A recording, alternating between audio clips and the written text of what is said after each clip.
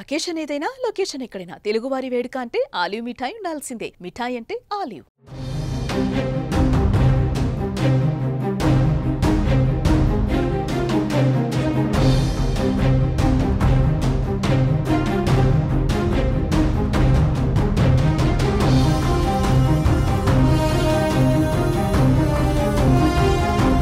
పాకిస్తాన్ దుశ్చర్యల నేపథ్యంలో భారత దళాలు కౌంటర్ అటాక్ షురూ చేశాయి. భారత వైమానిక దళం తర్వాత ఇప్పుడు నావికా దళం కూడా రంగంలోకి దిగింది. అరేబియా సముద్రంలో మోహరించిన ఐఎన్ఎస్ విక్రాంత్ కరాచీని లక్ష్యంగా చేసుకొని విధ్వంసం సృష్టించడం ప్రారంభించింది. నావికా దళ దాడి కారణంగా కరాచీ ఓడరేవుతో సహా నగరంలో భారీ అగ్ని ప్రమాదం సంభవించింది.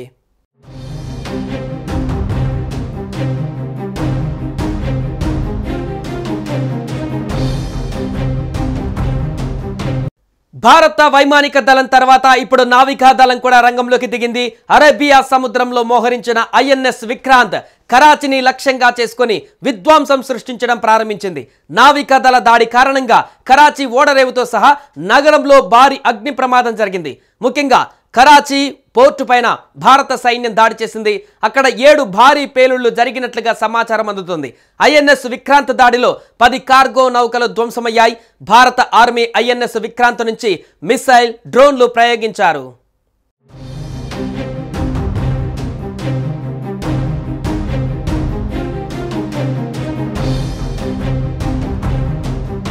పాకిస్తాన్ నావికా దళానికి కరాచీ, ఓర్మారాలో స్థావరాలు ఉన్నాయి. వారి ఉన్నతాధికారుల ప్రధాన కార్యాలయాలు, యుద్ధ నౌకలు, జలంతర్గాములు మోహరించిన చోటు ఉంది.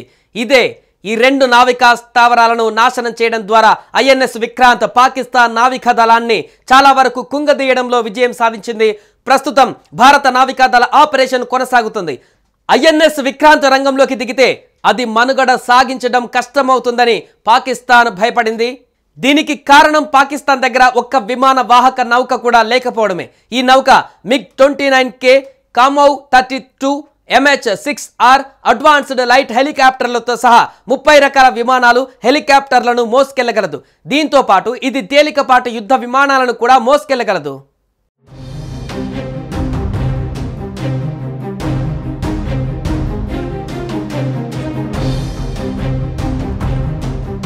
పాకిస్తాన్ నావికా దళానికి కరాచీ, ఓర్మారాలో స్థావరాలు ఉన్నాయి. వారి ఉన్నతాధికారుల ప్రధాన కార్యాలయాలు, యుద్ధ నౌకలు, జలంతర్గాములు మోహరించిన చోటు ఇదే. ఈ 2 నావికా స్థావరాలను నాశనం చేయడం ద్వారా ఐఎన్ఎస్ విక్రాంత్ పాకిస్తాన్ నావికా దళాన్ని చాలా వరకు కుంగదీయడంలో విజయం సాధించింది.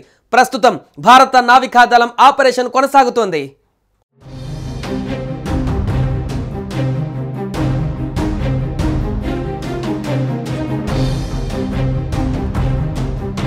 మరోవైపు భారత దాడులతో బెంబేలెత్తిపోయిన పాకిస్తాన్ దొందొడుకు చర్యలకు దిగింది.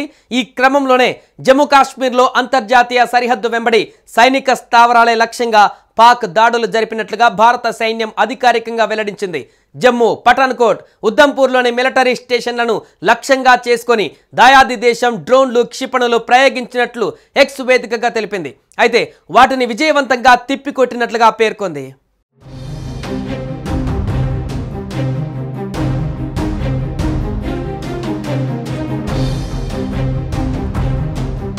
సుమన్ టీవీలో మీ పర్సనల్ అండ్ బిజినెస్ ప్రమోషన్స్ కోసం కింది నెంబర్కి కాంటాక్ట్ చేయండి.